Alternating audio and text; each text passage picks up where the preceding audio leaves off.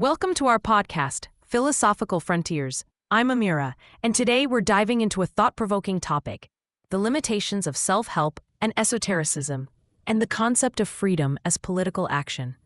Joining me is my co-host Jamal. How are you doing today, Jamal? I'm doing great, Amira. This is certainly a complex and timely subject. To kick things off, let's consider why self-help and esoteric practices have gained such popularity in recent years. Absolutely. One key factor is the political architecture of our contemporary societies. Many argue that we live in what French philosopher Jacques Rancière calls an oligarchy, a system ruled by the few.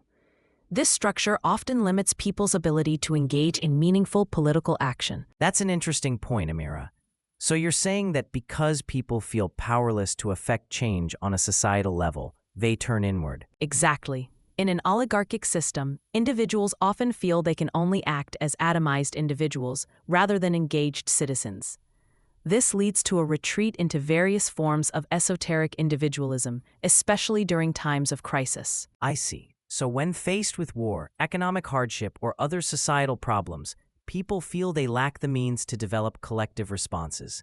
Instead, they're pushed towards an everyone-for-themselves mentality. Precisely. This mindset is exemplified by Samuel Smiles, often considered the father of the self-help genre, who said, "Heaven helps those who help themselves."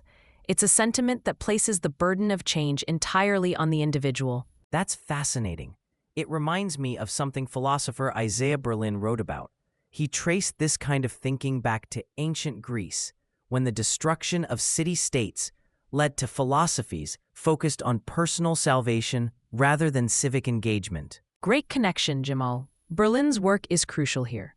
He argues that when people can't obtain what they truly desire from the world, they're encouraged to teach themselves not to want it.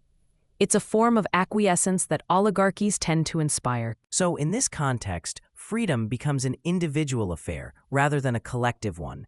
It's about adapting oneself to the existing conditions rather than changing those conditions.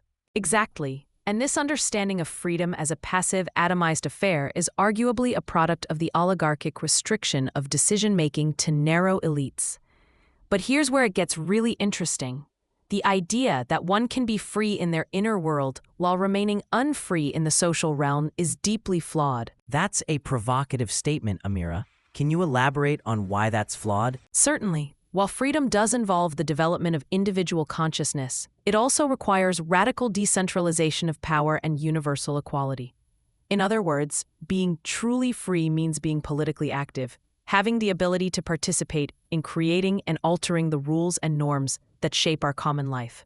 I see. So you're saying that this kind of political participation can't happen within an oligarchy, because oligarchies, by nature, depoliticize the majority. Exactly. Instead, it requires a directly democratic project that provides spatial dimensions for genuine participatory politics. As philosopher Cornelius Castoriadis insisted, true politics belong to praxis, practical action. This reminds me of criticisms of consumer capitalism. The system offers the freedom to choose between products, but not the freedom to challenge the underlying economic doctrines or social structures. That's an excellent parallel, Jamal. Just as choosing between products on a shelf isn't true freedom, neither is practicing yoga or reading self-help literature if it doesn't allow you to actually alter your position in society. So what you're saying is that being free must be understood as being politically active within a specific type of democratic institutional setting. Precisely. There's a direct link between political action and the creation of suitable institutions. To truly act, one must take an active part in the instituting processes of society. This is a challenging perspective, Amira. It seems to suggest that many of our current approaches to personal growth and freedom are fundamentally limited. You're right, Jamal. It's a perspective that calls for a radical rethinking of how we approach both personal development and societal change. It suggests that true freedom and self-realization can't be achieved in isolation from broader political engagement. As we wrap up, what would you say is the key takeaway for our listeners, Amira? I think the main message is this. While self-help and esoteric practices can have their place, true freedom and personal growth are inextricably linked to political action and engagement.